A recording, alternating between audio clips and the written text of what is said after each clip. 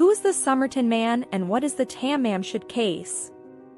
On the shores of Somerton Beach, a body was found. He wasn't breathing at all. He was dressed extremely formally in a great suit, which was very odd. He was unknown to anyone and neither did he have any sort of identification on him. Welcome to Moonjis, a place where you find all kind of facts and mind-twirling information that would make you realize that facts are much stranger than fiction. He was not listed among the missing persons. Since no one knew who he was, the investigators' only theory was that he passed away from natural causes while he was close to the beach's shore. Over the course of more than 65 years, numerous investigations into this body have been conducted, but the mystery remains unsolved. On November 30th, 1948 around 7 a.m., a married couple walked by the body of this elderly man. They ignored him and continued on because they assumed he was probably drunk. Just a few minutes later, another group of people went past, but they all ignored him. When the married couple returned to the beach the next day, they discovered that the same man had been lying there in the same place. The married couple immediately dialed the police after sensing an issue. The Royal Adelaide Hospital received the body, which underwent a thorough investigation. An unused train ticket from Adelaide to Henley Beach, a bus ticket from Adelaide to Glenelg, a pack of juicy fruit gum, some Bryant and May matches, an aluminium comb, and a pack of Army Club cigarettes that contained 7 cigarettes of a more expensive brand called Kensitas were all discovered in this man's pocket, according to the police. The physician's autopsy the following day revealed various things. This man's foot, according to the doctor, was strangely twisted, leading them to believe that he frequently wore formal footwear, such as heels. His pupils were smaller than usual, and his liver was bloated. All the doctors said this man could have been poisoned. However, they didn't find anything harmful in his body. A bag was located in the cloak area of the nearby train station a month after the body was discovered. It included clothing with missing labels and wax thread, both of which were not available in Australia at the time. Given that it was left at the station the day before the Somerton man's death was discovered, it is assumed that the suitcase belonged to him. If you like this video, please consider subscribing to this channel and support us for us to make more of such amazing videos every day. Some of the belongings in the luggage had the words "Keen" and "Keen" written on them. Keep that in mind since it will be crucial later. Here's where things start to get strange.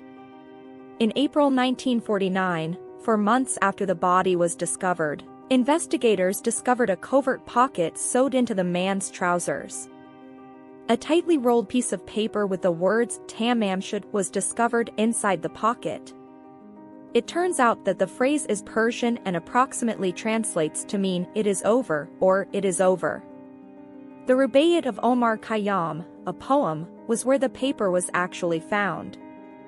The book also contained the phone number of a young nurse called Jessica Thompson who lived close to Somerton Beach, and an odd collection of handwritten letters that were thought to be a hidden code. Thompson claimed that she has never known this man. Theories about the Tamam Shud case. As a result, there are several theories regarding the Somerton man's death. The most plausible theory is that he committed suicide. There are suspicions that the slip of paper found in the man's pocket was a suicide note because the Rubaiyat is all about mortality. Some also claim that he was killed by Russian spies. However, they couldn't explain about the strange poem book and the codes. The Somerton man's book contained the nurse's phone number, and in 2013, Kate Thompson, the nurse's daughter, revealed to 60 Minutes that her mother had lied about not recognizing the body. It was revealed in the 60 Minutes segment that the Somerton man and Jessica Thompson were allegedly having an affair, while also being Soviet spies, which was fairly bizarre. Additionally, the Robbins family stated that they now think the Somerton man was actually Robin's father. They appeared on 60 Minutes to support Adelaide University physicist and Somerton man specialist Professor Derek Abbott, in his efforts to persuade authorities to permit him to exhume the remains and conduct DNA testing to identify it. In 2022, the body has finally been recognized, bringing us to the current time. So have they identified the Somerton man?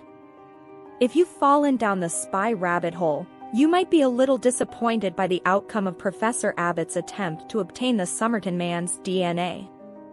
Carl Charles Webb, a 43-year-old engineer from Melbourne, was the person they believed to be, according to him and American genealogist Colleen Fitzpatrick.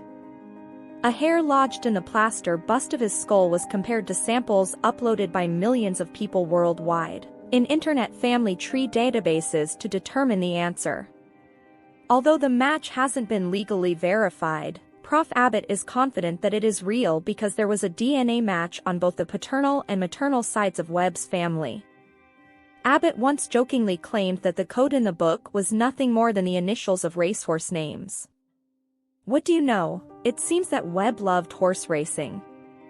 Of course, there is no way to know for sure if that is what the scribble in his book actually meant, but it is more likely than secret Soviet messages. Oh, and did we mention? Remember how some of the man's belongings in his luggage had the name Keene written on them? It turned out that Thomas Keene, Webb's brother-in-law, lived close by in Melbourne. Maybe he simply borrowed his things? All of this is incredibly enlightening, but it still doesn't explain how he died and the manner he did. The Tamam Shud case is still unsolved. If you like this video, a sub to the channel would be amazing, and share the video with your friends to show off how different this world has been. You can also visit our website www.moonjis.com for thousands of such mind-blowing content. See you tomorrow with more amazing content. Thanks for watching.